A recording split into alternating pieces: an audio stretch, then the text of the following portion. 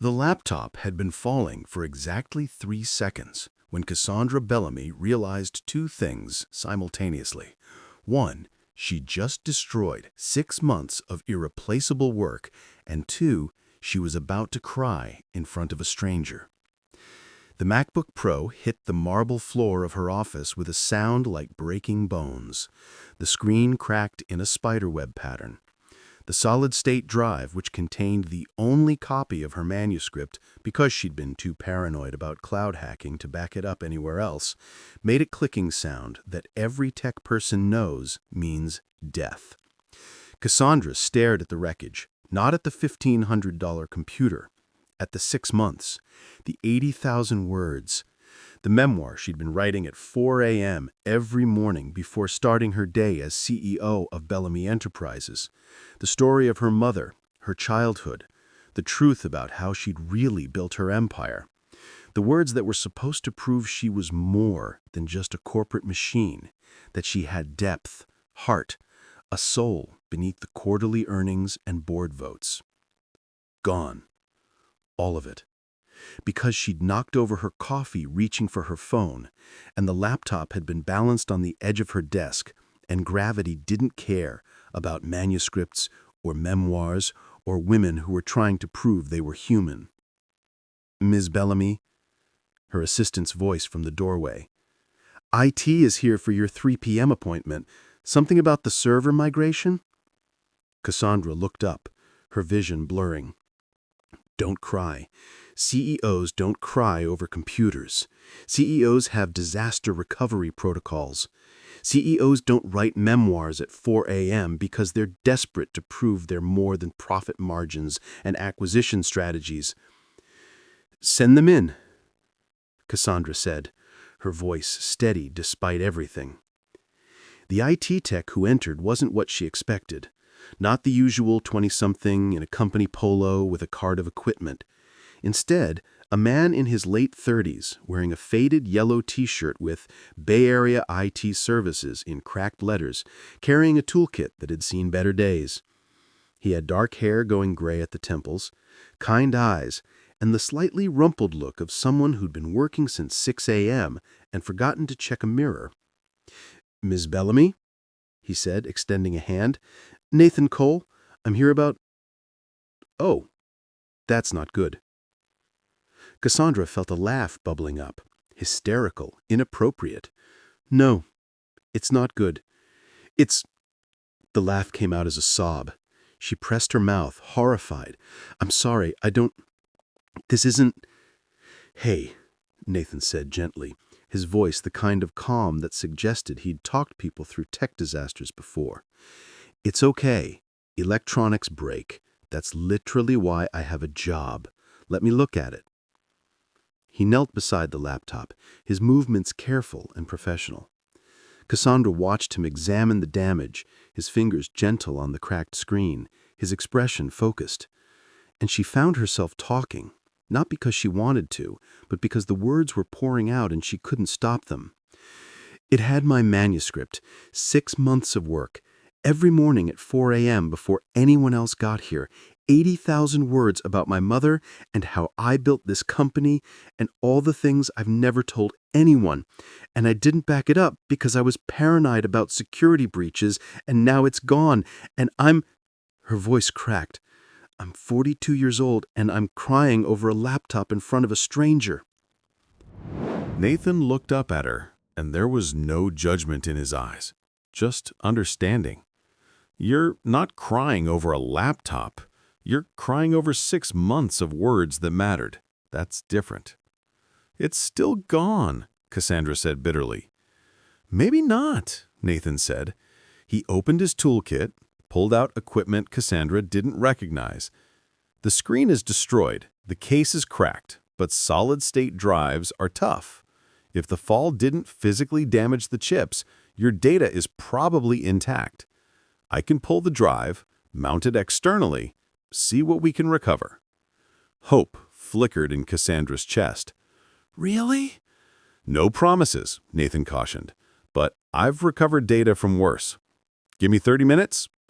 Cassandra nodded, not trusting her voice. She watched Nathan work, methodical, focused, occasionally muttering to himself about circuit boards and SATA connectors. He had the kind of competence that came from years of experience, hands that knew exactly what they were doing. "You have kids?" Cassandra found herself asking, breaking the silence. "Yeah, daughter, Emma. She's 7. Why?" "You have that parent voice, the 'it's going to be okay' voice. My mother had it, before she died." Nathan's hands stilled. "I'm sorry. Losing a parent is hard." 20 years ago, Cassandra said. "Cancer. I was 22, just out of Stanford, convinced I was going to change the world. And then she died, and I realized the world didn't care about my plans. So I built a company instead. Proved I was worth something. Proved her death wasn't for nothing." She had no idea why she was telling this stranger her life story. Maybe because he was focused on the laptop and not her face. Maybe because he'd called her manuscript words that mattered, instead of dismissing it as CEO vanity. Maybe because she'd spent 42 years building walls, and this morning she dropped her laptop and the walls had cracked along with the screen. "My wife died 3 years ago," Nathan said quietly. "Car accident. Emma was 4, and I learned the same thing. The world doesn't care about your plans. You just have to keep building anyway. Different things, new things, things that would make them proud." Cassandra felt something shift in her chest. "I'm sorry. For your daughter? For you." "Me too. But Emma, she's the reason I keep going. The reason I fix laptops at 3 a.m. when I'd rather be sleeping. Single-parent life is just constant motion. You don't have time to fall apart because someone needs breakfast and clean clothes and help with homework." "Do you ever resent it? The constant motion, the lack of time for yourself?" Nathan looked at her directly, and Cassandra felt seen in a way she hadn't been in years. "Every day. And every day I choose her anyway. Because she's not a burden. She's the reason. Does that make sense?" "No," Cassandra admitted. "But I wish it did." Before we continue, tell us in the comments where in the world you're watching from. Your comments inspire us to keep bringing you powerful narratives every week. 20 minutes later, Nathan had the solid-state drive mounted to an external dock. His laptop, a beat-up Dell that had seen better days, was running recovery software. And Cassandra was watching the progress bar with the kind of desperate hope she usually reserved for quarterly earnings. "Got it," Nathan said finally. "All 80,000 words, recovered completely. I'm transferring everything to your cloud backup right now. Don't give me that look about security. You need redundancy. And I'll copy it to an external drive for you." Cassandra felt tears threatening again. "Thank you, God. Thank you. I don't know how to... What do I owe you?" "The service call was already billed to your company," Nathan said, packing up his equipment. "This was just fixing what broke. Part of the job." "This was more than the job," Cassandra insisted. "You saved 6 months of my life. Let me pay you. Double, triple, whatever you want." Nathan smiled. Small, genuine, the kind of smile that suggested he didn't smile often, but meant it when he did. "I don't need your money, Miss Bellamy. I'm just glad I could help." He was halfway to the door when Cassandra heard herself say, "Wait." Nathan turned. And Cassandra asked the question that had been building since she'd watched him work. Since he'd called her manuscript words that mattered. Since he'd shared his own grief like it was something normal instead of something to hide. "Do you think I'm pretty?" The question hung in the air like something fragile and dangerous. Nathan froze, his expression shifting from surprise to confusion to something Cassandra couldn't identify. "I'm sorry," Cassandra said quickly. "That was inappropriate. Forget I asked." "No," Nathan said slowly. Why are you asking me that?" Cassandra felt heat rising in her face. Because I spent 42 years being smart, being capable, being the woman who built an empire and negotiated billion-dollar deals. And this morning I dropped my laptop and fell apart in front of a stranger. And you didn't look at me like I was weak. You looked at me like I was human. And I realized I haven't felt human in years. And I wanted to know if... She stopped, mortified. Forget it. I'm sorry. You should go. Nathan set down his toolkit, walked back to her desk, and when he spoke, his voice was careful and kind and breaking something open in Cassandra's chest. Miss Bellamy, I can't answer that question. Why not? Because the answer matters too much, and I'm just the IT guy who fixed your laptop. I'm not the person whose opinion should matter. You're asking the wrong question to the wrong person. Then what's the right question? Cassandra asked, her voice barely above a whisper. Nathan looked at her for a long moment. Do you think you're pretty? Do you think you're more than quarterly earnings and board votes?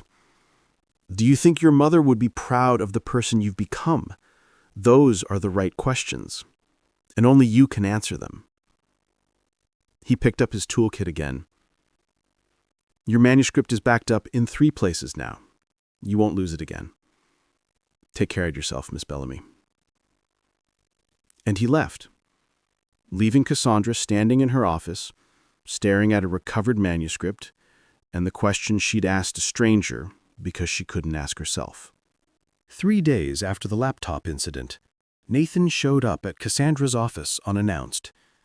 Her assistant tried to stop him, but Nathan had a determined look that suggested he wasn't leaving until he'd said what he came to say. Miss Bellamy, Nathan said when she appeared in the reception area. I need to talk to you. It's about your laptop. Cassandra's heart skipped. Is something wrong? Did the backup fail? No, the backup is fine. Nathan pulled something from his jacket pocket. A photo, printed on standard paper, slightly crumpled. When I was recovering your files, I found this. It was in a hidden folder, and I think you need to see it. Cassandra took the photo. It showed a young woman, maybe 20, with dark hair and Cassandra's eyes, standing in front of a small storefront. The sign above the door read, Bellamy's Books, coming soon.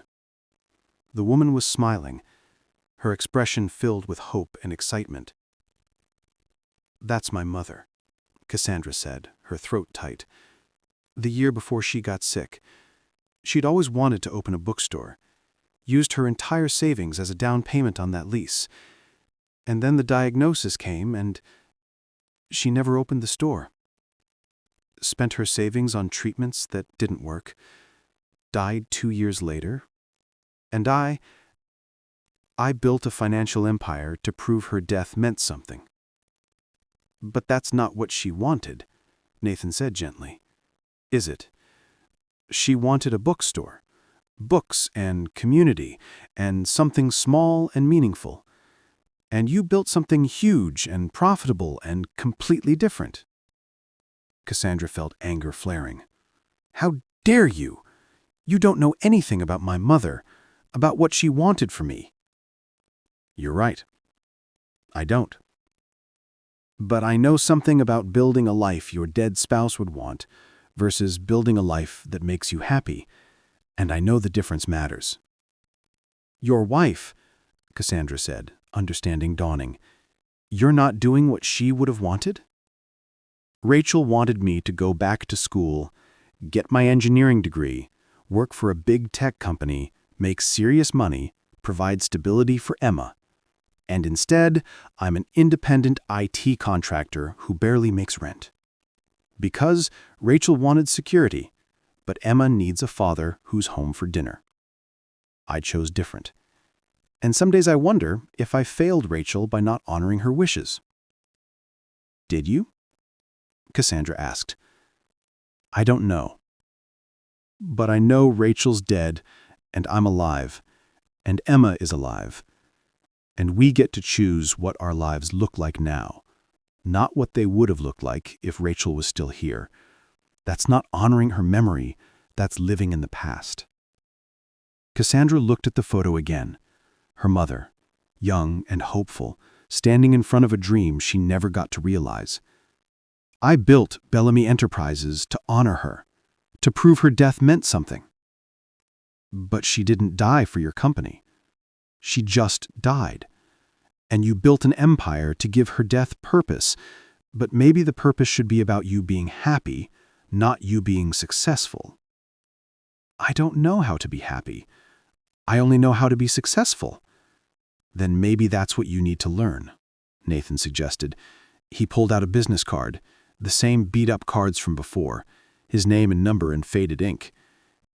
"If you want to talk about it." As someone who's also trying to figure out how to live for the dead without forgetting to live for ourselves. After Nathan left, Cassandra sat in her office staring at that photo for 3 hours, missing 2 meetings and a conference call. For the first time in 20 years, she called her assistant and said, "Cancel everything for today. I need a personal day." "Are you sick?" her assistant asked, alarmed. "No, I'm just trying to figure out if I'm living the right life." Cassandra found herself driving to the address in the photo, the storefront where her mother had planned to open Bellamy's Books 23 years ago. She expected it to be gone, demolished, turned into something modern and unrecognizable. Instead, it was a bookstore, not Bellamy's Books. "Chapter and Verse," read the sign above the door. Through the window, Cassandra could see shelves packed with books, comfortable chairs, a small cafe in the corner. Everything her mother had dreamed of. Someone else had opened the bookstore her mother never got to build. Cassandra walked in, the bell above the door chiming. The owner, a woman in her 60s with kind eyes and reading glasses on a chain, looked up from the register. "Can I help you find something?" "No," Cassandra said, her voice strange to her own ears. My mother used to lease this space, 23 years ago. She wanted to open a bookstore here, Bellamy's Books. But she got sick and—" Cassandra stopped, surprised by how much it hurt to say out loud. "She never got to open it." The owner's expression softened. "I'm so sorry. That must have been devastating." "It was," Cassandra admitted. "And I've spent 23 years building a company to prove her death wasn't for nothing. But standing here, seeing someone else living her dream, I don't know if I built the right thing." "What did you build?" the owner asked. "Bellamy Enterprises. Financial services, asset management. We're worth $8 billion. The owner's eyebrows raised. "Impressive, but not a bookstore." "No," Cassandra agreed. "Not a bookstore." They stood in silence for a moment. Then the owner said, "Can I tell you something? This store almost didn't happen. I spent 30 years as a corporate lawyer, making excellent money, hating every minute. And when I turned 60, I realized I'd spent 30 years being successful at something I hated instead of being happy at something I loved. So I quit, cashed out my retirement, opened this store, and I make a fraction of what I used to make. But I'm happy, finally, after 60 years." "Do you regret the 30 years?" Cassandra asked. "Every day," the owner said honestly. "But regret doesn't change the past. It just ruins the present. So I choose not to regret. I choose to be grateful I figured it out at all, even if it took 60 years." Cassandra walked through the bookstore, trailing her fingers along spines, breathing in the scent of paper and coffee. This could have been her mother's, should have been her mother's.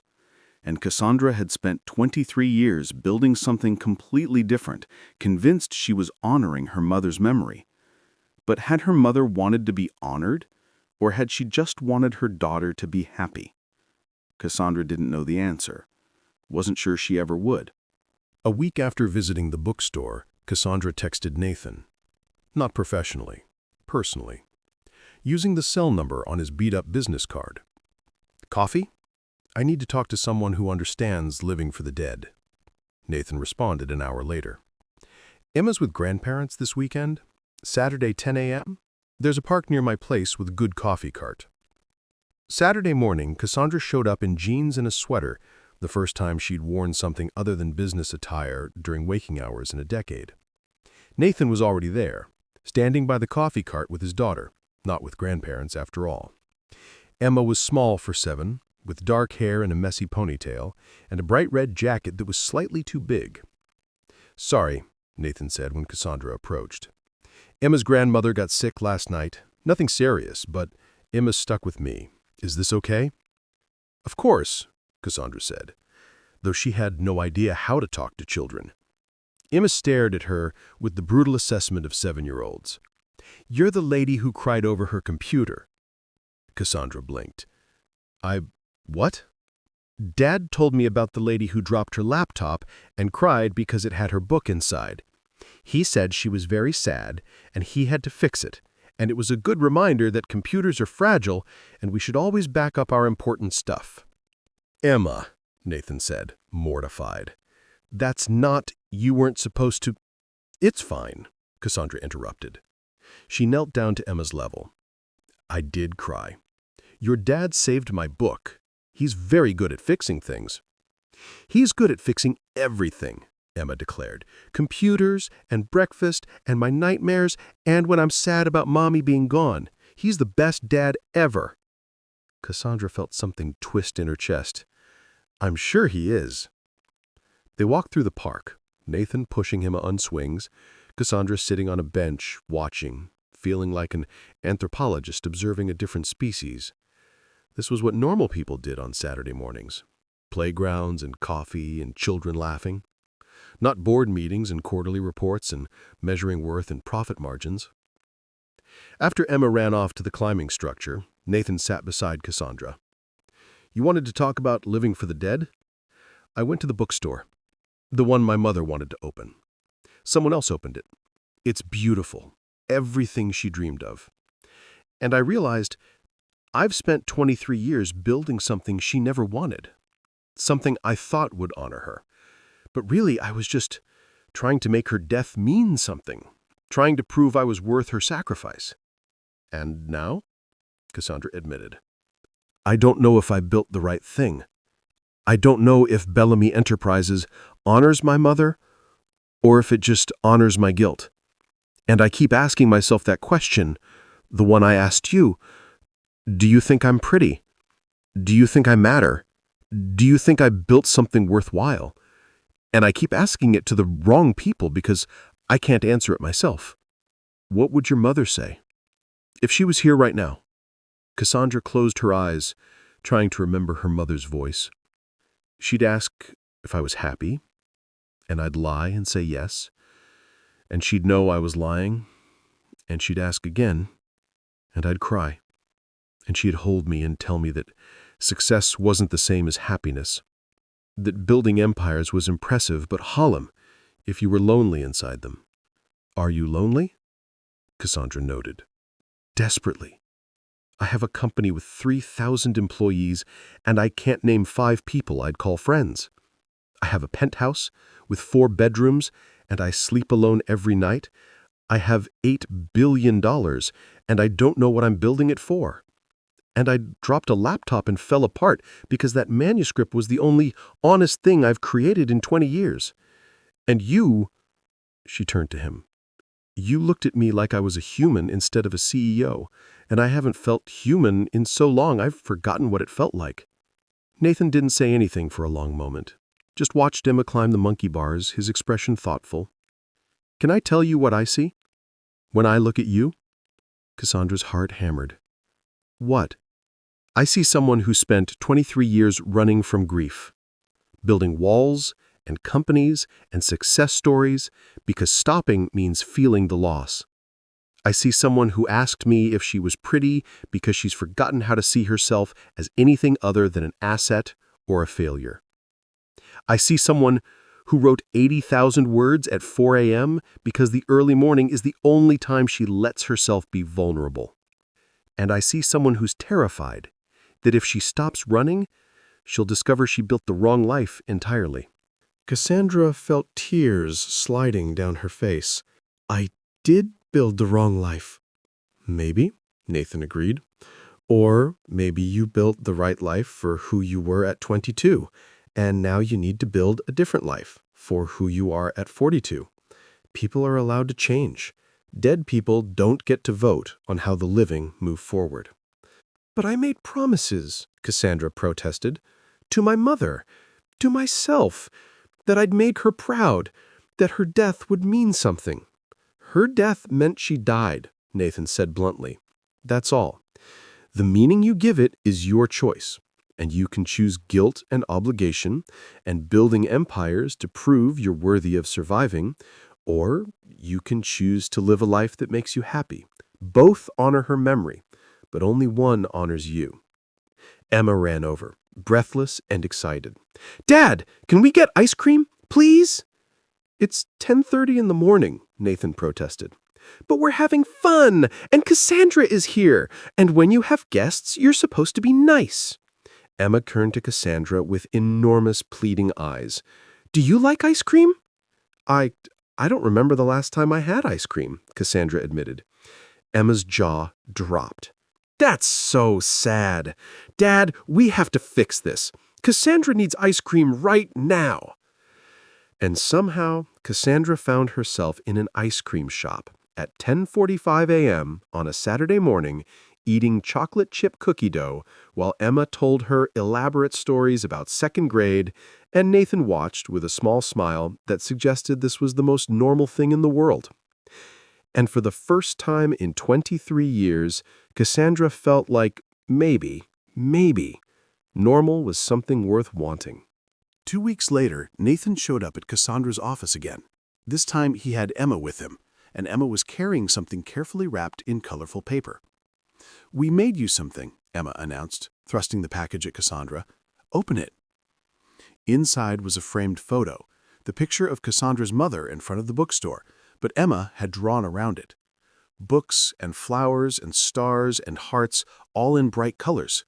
At the bottom, in careful 7-year-old handwriting, your mom would be proud of you. Cassandra felt her throat close. Emma, this is beautiful. Thank you. Dad said you were sad because you didn't know if your mom would be proud, but I think she would be, because you built a big company, and you write books, and you're friends with us now, and being friends with people is important. Nathan looked uncomfortable. Emma, you weren't supposed to. I just told you Cassandra was having a hard time, and it's okay, Cassandra interrupted. She's right. I was sad. I am sad. And this, she gestured to the frame, this helps. Thank you, Emma. And Nathan, thank you for telling her. For treating me like a person who can be sad instead of a CEO who has to be strong. After Emma was distracted by the fish tank in Cassandra's waiting room, Nathan pulled Cassandra aside. Can I ask you something, and you can tell me to mind my own business if it's too personal? After I asked you if you were pretty? I think we're past too personal. Nathan smiled slightly. Fair. Your manuscript, the one I recovered. Would you let me read it? Cassandra felt panic rising. Why? Because you wrote 80,000 words at 4 a.m. and I only know the general topic. Because you said it was the most honest thing you'd created in 20 years. Because He paused, choosing words carefully. Because I think you're asking the wrong people whether you built the right life. And maybe reading your own words would help. But I'm asking because I think maybe having someone else read them, someone who's not going to judge you, who's going to understand what it's like to live for the dead, maybe that would help you see your life differently. You want to be my first reader, Cassandra said slowly. I want to be the person who tells you if your words matter. You asked me if you were pretty. I couldn't answer that. But I can tell you if your writing is true, if the person in those pages is worth knowing, if the life you've built, or the life you're afraid you've built, is as hollow as you think it is. Cassandra thought about this. 23 years of building walls, of hiding vulnerability, of being CEO first and human second. And here was a stranger offering to read her most intimate words and tell her if they mattered. "Okay," Cassandra heard herself say, "but you have to be honest. Brutally honest. I don't want kindness, I want truth." "Deal," Nathan said. She sent him the manuscript that night, and then she waited, terrified, for 3 days. Nathan called on Thursday evening. "Can I come over? Your place? I've finished reading." Cassandra gave him her address, something she never did. Her penthouse was private space, off limits to anyone who wasn't family or necessary staff. But Nathan had read her manuscript, had seen inside her head. What was a physical space compared to that? When Nathan arrived, Emma with him again, because single parents didn't get child-free time, Cassandra's penthouse looked exactly like what it was, a museum to success, empty of life. "Wow," Emma breathed. "This is like a castle, but sad, like Cassandra's ice cream life." "Emma," Nathan warned. "She's right," Cassandra said. "It is sad. I never noticed before, but yeah, it's very sad." While Emma explored, carefully, touching nothing, Nathan and Cassandra sat on the white leather couch that cost $12,000 and was deeply uncomfortable. "I read your manuscript," Nathan said. "And?" Cassandra's heart hammered. "It's brilliant, honest and raw and devastating. You write about your mother's illness with such clarity, about being 22 and watching her die and feeling like you were supposed to fix it, but you couldn't. About building a company because if you couldn't save her, you could at least make her death mean something. About measuring your worth in dollars because measuring it in joy felt impossible. But," Cassandra prompted because there was clearly a but. "But you never once mentioned being happy," Nathan said quietly.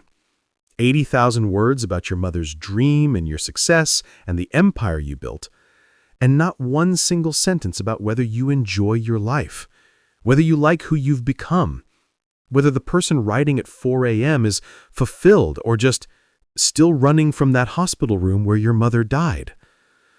Cassandra felt like she'd been physically struck.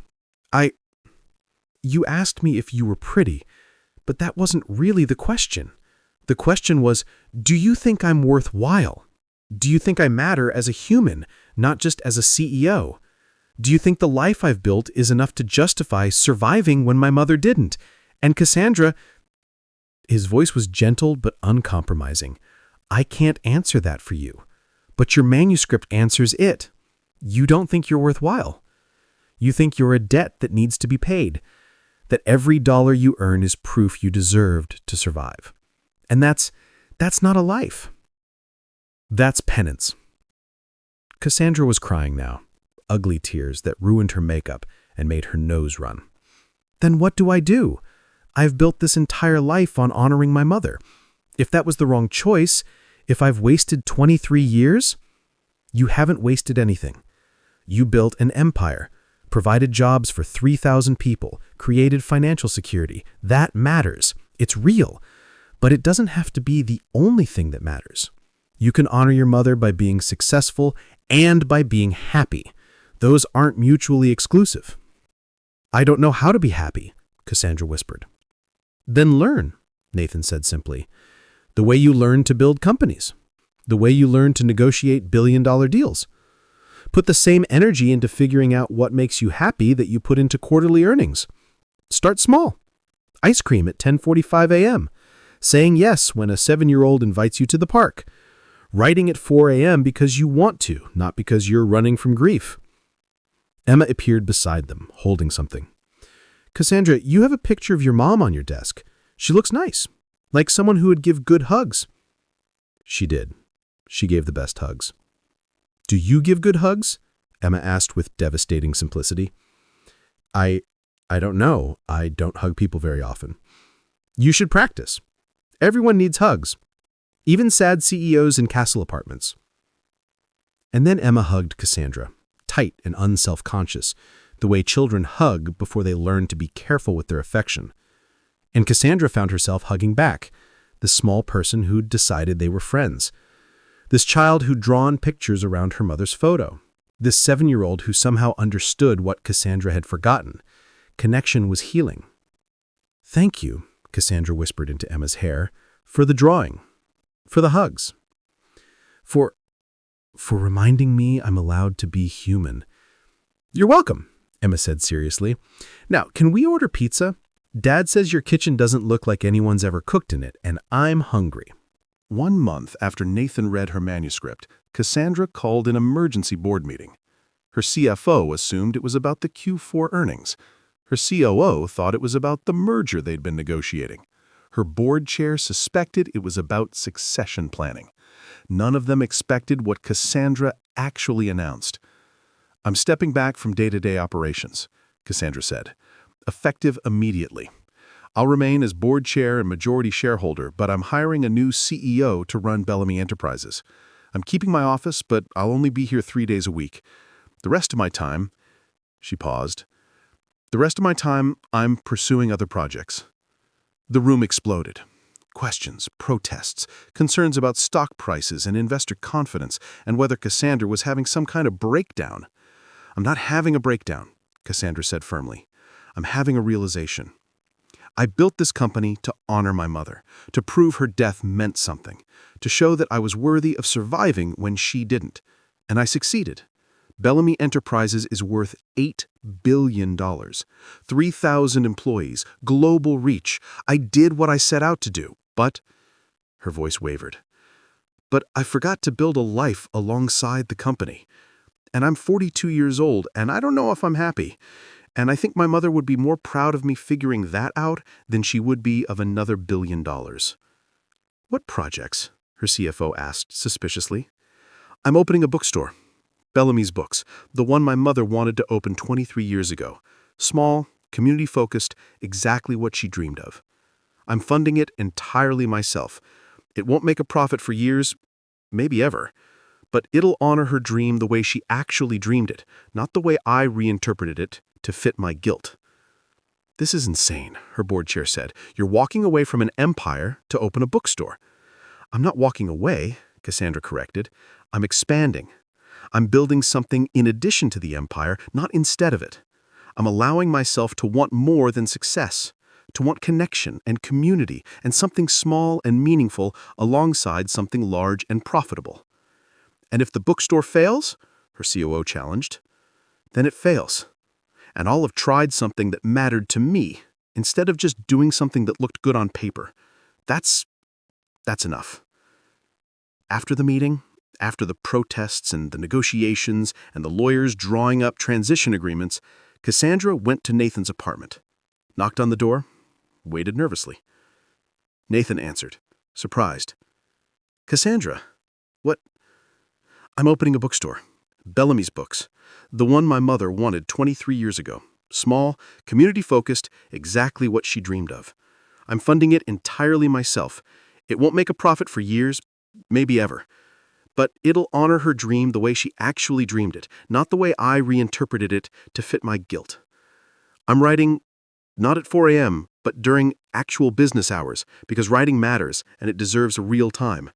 And I'm going to be bad at both things for a while. Bad at running a bookstore, bad at writing for joy instead of penance, bad at being happy. But I'm trying. Because you were right. My mother didn't die for my company. She just died. And I get to choose what comes next." Nathan smiled, that same genuine smile from the first day. "I'm proud of you.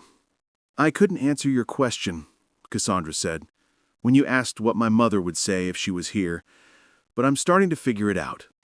She'd say, stop building monuments to my death and start building a life you actually want to live. She'd say, guilt is a terrible foundation for success. She'd say," Cassandra's voice broke, "she'd say you're allowed to be happy, even though I'm gone.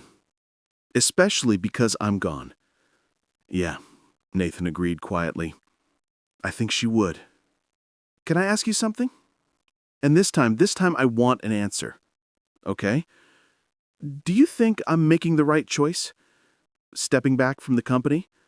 opening the bookstore, trying to build something my mother would actually recognize as her dream. Nathan thought about this. I think you're making a brave choice. Whether it's right, you won't know that for years, but you're choosing to try. That's more than most people do. Is that enough? Cassandra asked. It's enough, Nathan confirmed. Emma appeared behind her father, peeking around his legs. Are you going to have story time at your bookstore? Because good bookstores have story time and cookies. You should definitely have cookies. I'll have story time, I promised. And cookies. And I'll probably be terrible at it for a while. But I'll try. That's all anyone can do, Emma said with 7-year-old wisdom. Try and try until you're good at it. That's what Dad says about everything. Bellamy's Books opened on a Tuesday in October one year, to the day after Cassandra had dropped her laptop and fallen apart in front of a stranger. The storefront was small, cozy, exactly what her mother had envisioned. Shelves packed with books, comfortable chairs, a cafe in the corner serving coffee and cookies. Emma had insisted on the cookies. The grand opening was modest. No press releases, no corporate sponsors. Just Cassandra, standing in front of her mother's dream, finally realized. Nathan and Emma came. Emma immediately found the children's section and started building elaborate displays. Nathan stood beside Cassandra, looking at the photo on the wall. Young Emily Bellamy in front of this same storefront, smiling at a dream she never got to achieve. Do you think she'd be proud? Cassandra asked. I think she'd be thrilled, Nathan said. Not because you built a bookstore, because you built a life you actually want to live. I'm still figuring that out, the wanting part. Turns out when you spend 23 years measuring worth in dollars, learning to measure it in joy is hard. But you're trying, Nathan pointed out. I'm trying, Cassandra agreed. A customer came in, the first customer ever in Bellamy's Books. An elderly woman looking for recommendations for her book club. Cassandra helped her, suggesting titles, talking about themes and characters, and the way books could break your heart and put it back together. After the woman left with 3 books and a promise to return, Nathan said quietly, You asked me a question a year ago. Do you remember? Do I think I'm pretty? Cassandra said. You said you couldn't answer it. I said I couldn't answer it because the answer mattered too much, Nathan corrected. But I've been thinking about it for a year, and I think I can't answer now. Cassandra's heart hammered. What's the answer? You're not pretty. Cassandra felt her stomach drop. Then Nathan continued, You're beautiful.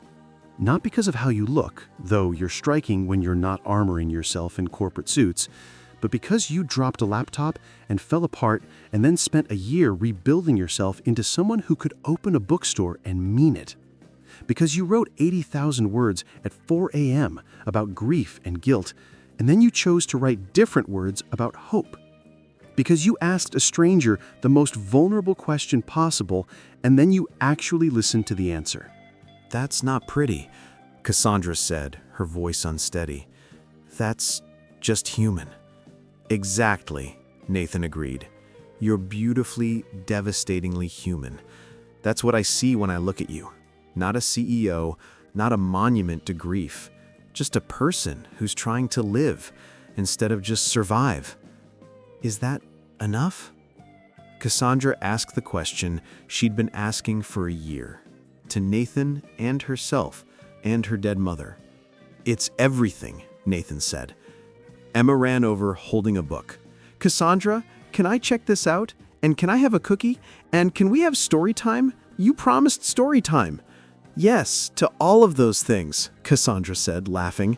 She looked around her small bookstore, her mother's dream finally realized, and felt something she hadn't felt in 23 years. Not success, not validation, not proof she'd earned her survival. Just happiness. Simple, uncomplicated, enough. The bookstore wasn't worth billions, wouldn't change the world, wouldn't prove anything, except that Cassandra Bellamy had finally learned the difference between honoring the dead and living for them. And maybe that was the lesson her mother had been trying to teach her all along. You're allowed to be happy, even though I'm gone, especially because I'm gone. Cassandra had spent 23 years building monuments to death, but standing in her small bookstore, watching Nathan help Emma find the perfect reading spot, hearing the bell above the door chime as another customer walked in, she realized she was finally building something for life. And that was enough.